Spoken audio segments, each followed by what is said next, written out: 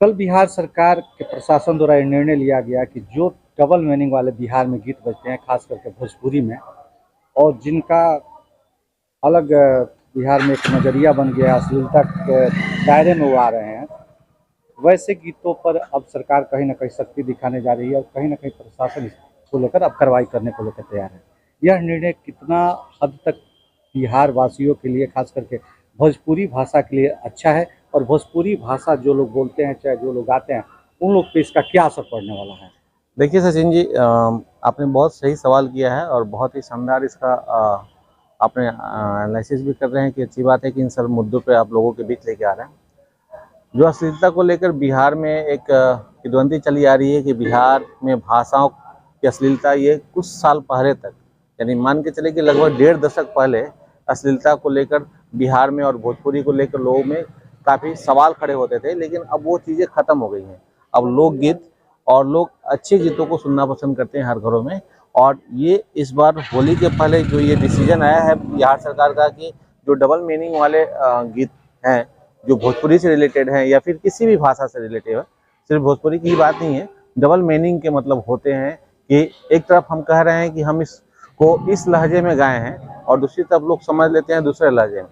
तो हकीकत यही है कि हमेशा से ये देखा गया है समाज में कि लोग निगेटिव फैक्टर को सबसे पहले एग्जर्व करते हैं, और शायद यही कारण है कि बिहार सरकार ने एक बहुत अच्छा निर्णय लिया है कि दिमाग में सबसे पहले निगेटिविटी आती है कि हाँ इसका मीनिंग ये हो रहा है, मतलब गंदे लहजे में ही समझ पाते हैं लोग। सेकेंड लहजे को तो वो जब गायक समझाएगा तब ना, जब उनका कोई इंटरव्यू लेगा तब ना, जब वो बताएंगे तब ना पता चलेगा। लेकिन हकीकत यही है कि डबल मीनिंग का मतलब यही है कि लोग तो गंदे लहजे में ही अपनी भाषा को देखते हैं, और जब उससे पूछा जाता है सवाल तो कहते हैं नहीं हम तो इसका मतलब ये समझते हैं, हम इसका मतलब ये जानते हैं। तो ये निश्चित रूप से एक बहुत अच्छी पहल है। ये डबल मीनिंग वाले जो गीते हैं उसको बैन करनी चाहिए, पूरी तरह से बैन करनी चाहिए। यही नहीं, गाने वाले पे और लिखने वाले पे भी कार्रवाई होनी चाहिए।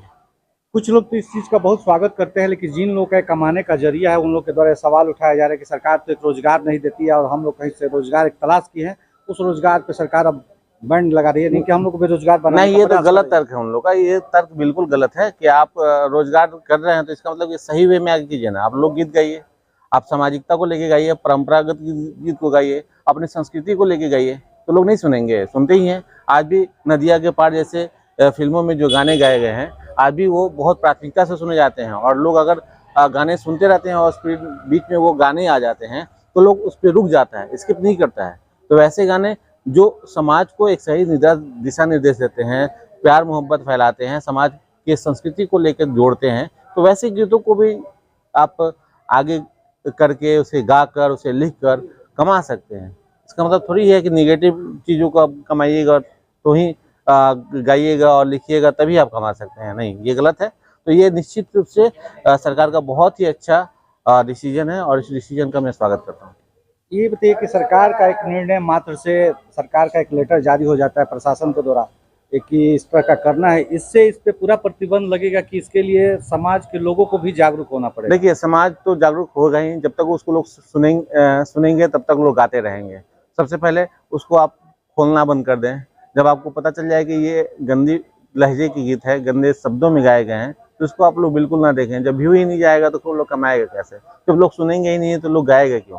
पहला तो ये है, समाज की सबसे पहली जिम्मेदारी बनती है। और दूसरा ये है कि प्रशासन भी इस पर सख्ती बरते।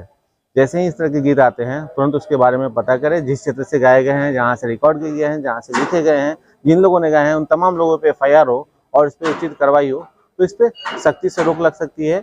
और हमारे समाज से जो भोजपुरी को लेके एक निगेटिविटी फैली हुई है लोगों पे कि अश्लील भाषा है, इस पे रोक लग पाएगी। एक तरफ देखा जा रहा है कि सोशल मीडिया अभी के युवाओं पर काफ़ी हावी है, और सोशल मीडिया में सर्च करने से पहले ही ऐसे चीज़ परोसे जाते हैं जिनके हाथ में मोबाइल है कि देखने के बाद उनका एक रास्ता ही अलग हो जा रहा है। तो ये निर्णय से केवल हो जाएगा कि इसके लिए सोशल मीडिया पे भी सरकार को कुछ ना कुछ निर्णय लेना चाहिए? देखिए, सोशल मीडिया पे सरकार का निर्णय लेने का सबसे अच्छा और सही तरीका ये है कि लोगों को गलत भाषा का प्रयोग नहीं करना चाहिए, लोगों को सही चीज़ों को क्लिक करना चाहिए। और सोशल मीडिया कोई बुरी चीज़ नहीं है, हाँ, लेकिन सोशल मीडिया पे आप ऑथेंटिक बैनर को सर्च कीजिए, सोशल मीडिया पे ऑथेंटिक चैनल्स को सर्च कीजिए, ऑथेंटिक लोगों को सर्च कीजिए, तब आपको सही जानकारी मिल पाएगी। कुछ चीज़ें ऐसे सामने आ जाती हैं सोशल मीडिया पे जो बिल्कुल गलत होती हैं। कुछ लोग योगा को गलत तरीके से प्रस्तुत करते हैं, कुछ लोग खाना पीना और डाइट को गलत तरीके से प्रस्तुत करते हैं, तो ये भी गलत है, जिसके चलते लोगों पे गलत प्रभाव पड़ते हैं। आज लोग अस्वस्थ हो रहे हैं, इतने सारे क्या कहते हैं वैद और इतने सारे डॉक्टर पैदा हो गए हैं सोशल मीडिया पे कि लोग उससे फॉलो करने लगते हैं और उनके शरीर पर गलत प्रभाव पड़ने लगता है।